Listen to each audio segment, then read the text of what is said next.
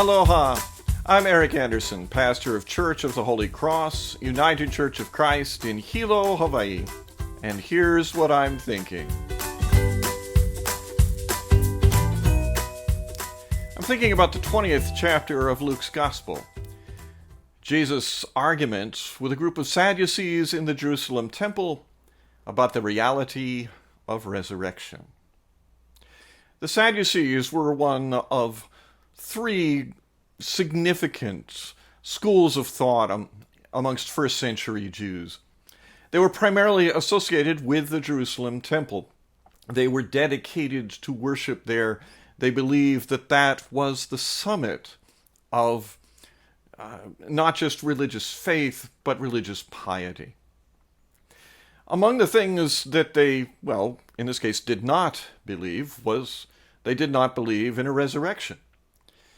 Those among whom Jesus had been raised, primarily amongst Pharisees and among Pharisaic Judaism, they did have something of an inclination towards believing in a physical resurrection of the body after someone had died.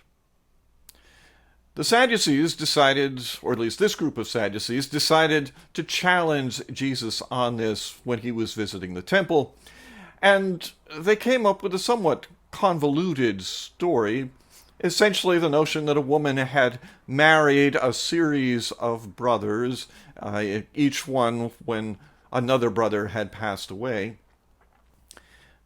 In the resurrection, demanded the Sadducees, whose wife will she be? Jesus responded by saying that the resurrection does not look like the life that we know. The resurrection is different. It's not about marriage, although I think we can assume it's about relationships.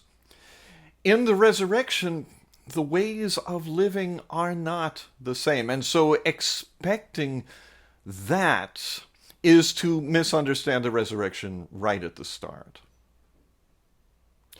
Jesus' scriptural demonstration for this was it certainly wouldn't have been a biblical illustration that would occur to me. He said that this had been demonstrated by Moses at the burning bush. When God at the burning bush said that I am the God of Abraham, Isaac, and Jacob. Now God is the God of the living, said Jesus. And so therefore to God, Abraham, Isaac, and Jacob must be alive. Of course, it was within a few days that Jesus demonstrated the reality of resurrection in a fairly persuasive way. Although I doubt many, if any, of the Sadducees who challenged him on that day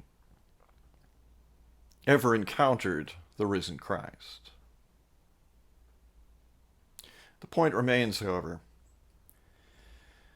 that to God, we are all alive. Those of us who are in the course of our journey through this world, and those of us who have crossed that boundary and entered into the new life, the resurrection life, if you will. To God, all of these people are alive, and to God, all of these people are loved. Now, the form in which that love is apparent to us, I suspect it will be different. That is, we know God's love in certain ways here in this world. I'm quite sure that we will know God's love in different, new, and amazing ways in the next. But the love remains the same. The presence remains the same. The God of the living is the same.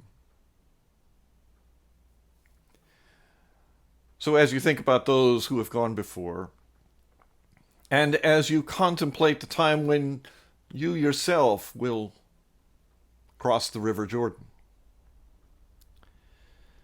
be assured of the presence and the constancy and the faithfulness of our God. We are loved here. We will be loved there. God's love is now and forever. That's what I'm thinking. I'm curious to hear what you're thinking.